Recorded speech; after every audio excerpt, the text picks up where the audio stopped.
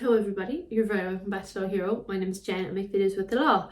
And today we're talking about equity law. So the first thing we're going to do is look at the Fe1 syllabus for equity law, which is available on the Law Society's website.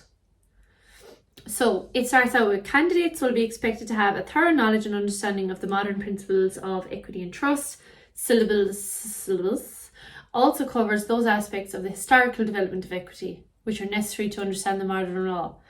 Yeah, just know that equity is accepted as an argument. Equitable doctrines, like obviously the most famous one is promissory estoppel, proprietary estoppel, suzerain's estoppel, notice like the bona fide purchaser for value, fraud, undue influence, and unconscionable transactions. We do those a lot. I would say undue influence is probably a big topic on the Fe1 exam. And then equitable remedies like injunctions, big topic, specific performance, often a big topic. Rescission, rectification, I do them but not as big topics. I just don't really come into them as remedies, but I do have another YouTube video on them. And then tracing has been asked more and more as the years have gone on. As I said, trusts are massive in equity law. They're usually at least, I would say, 3 questions on the paper, so it's important to know them well. I'm not going to go down through them all. The kind of trust categories that are much bigger and are out on their own, for example, like secret trusts, constructive trusts, charitable trusts, they all have chapters of their own in my ebook, just because they're subspecies of trusts that have grown legs. And then kind of the smaller ones, then I keep all of them together. And then like obviously the powers and duties of a trustee. And on that note, let's take a look at the March 2023 paper.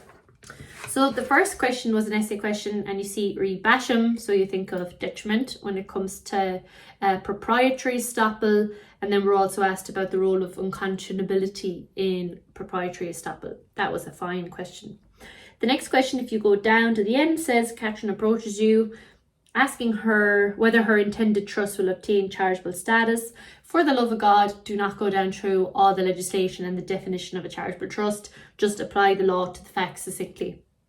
And I talk about that a lot when I give Fe1 grounds how to actually do the charitable trust question, because what really annoys the examiners when people like quote the legislation and it's not what you're being asked to do. You're being asked about the charitable status of those trusts that are mentioned in the question.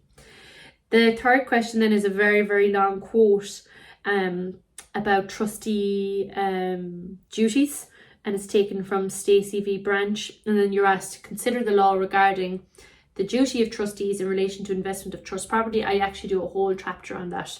It's a very nice question if you get it right.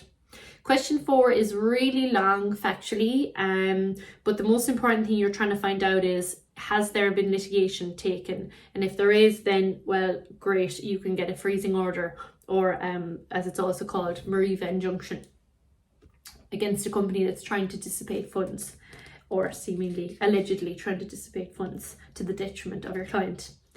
Question 5 is a quote from NAD v TD, which we know is a constructive trust law case, and it seems to have been a question around the new model constructive trust, and that's a rehash of a question that was asked, I think, 2 Marches ago.